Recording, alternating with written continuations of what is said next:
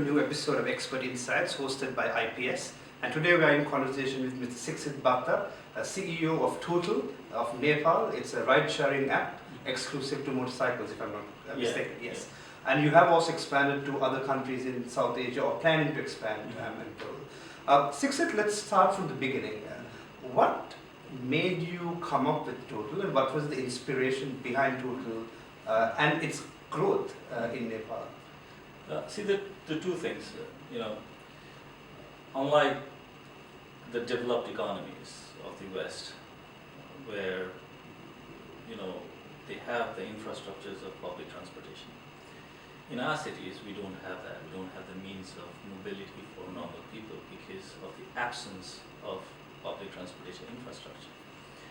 So what we realized is the kind of challenges that people in our cities face is that they do not have the freedom of mobility, the freedom of movement. And the kind of challenges that you see in Kathmandu is the similar challenge that you would see in Colombo, right? Because we don't have trains running and things like that. So the inspiration was about how we could create a brand, number one, that would enable people with that freedom of mobility from point A to point B. But the other inspiration also comes because of the uniqueness of our economies. Right? Unlike the countries where Ubers came up from, most of the people are employed. The jobs rate are pretty high. But if you look at cities like ours, we have very high unemployment rate.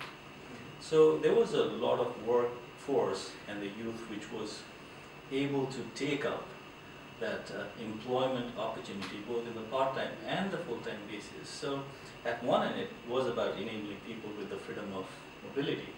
At the other end, it was also about creating jobs and employment, which is very unique to our economies. One of the common complaints about entrepreneurship in South Asia is government failure, regulations, and so on. How did you succeed in that end? How did you get around either government failures or ensure that you were part of the process, like improved the necessary regulations or so forth for your company to be a success? I think that's a challenge in our economies, right? It's a challenge, but at the same time, it's also an opportunity. Our government regulations and the policies are archaic because they're based on laws that were drafted decades ago, and we don't swiftly move. But there's also another kind of a barrier in the regulatory frameworks. For example, if you look at the developed economies, for them, the absence of laws and regulation means it's legal, and you make the frameworks very swiftly to accommodate innovation. In our economies, they deem the absence of laws as not legal. And they are pretty slow in creating regulations because creating a regulatory framework requires a lot of hard work, knowledge, a lot of brainstorming. So I think we do face these challenges, but as a part of our duty as entrepreneurs is to innovate. That's what we are good at. And as we innovate, and when we innovate and that innovation is taken up by a large number of people, in our case, by people who make day-to-day living, by the people who kind of get point-to-point mobility, it builds up a social conformance, and that can pressurize the government in coming up with regulations. So that's how we've been working at it. One of the challenges for entrepreneurs in Sri Lanka is access to finance. Did you face similar challenges, or how did you manage those issues? So we do have the same challenges as Sri Lanka or in other places.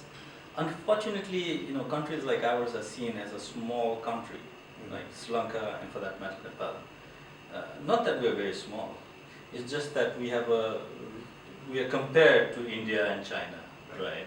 We are the fastest growing population in Nepal, for example. We have a young demography, but our references are such that we are seen as a small country compared to India and China. But that can change, right? Because whatever we have to innovate in our countries is not only applicable to the citizens of this country, but because of the socio-cultural element that's very common between Sri Lanka, Nepal, India, Bangladesh, Pakistan, because we come from similar culture, we have this opportunity to export our innovations to these countries. Now, why can a company in Singapore have access to finance with such low population? And why can't an entrepreneur in Sri Lanka or Nepal have? It's a thought process, because Sri Lanka, in Singapore, they would rather think about exporting that innovation to that region. I think we need to think of not as players in the local or national level. I think we need to tap onto this 3.5 billion people that live in the corridor of our economies. So did you gain access to finance through angel investors, or what are the process? Yeah, I think it's basically angel investors, right. And we need to also develop ourselves to get into bigger funds. Right. Finally, Sixit, now we are discussing the fourth industrial revolution and how that affects entrepreneurship and so on.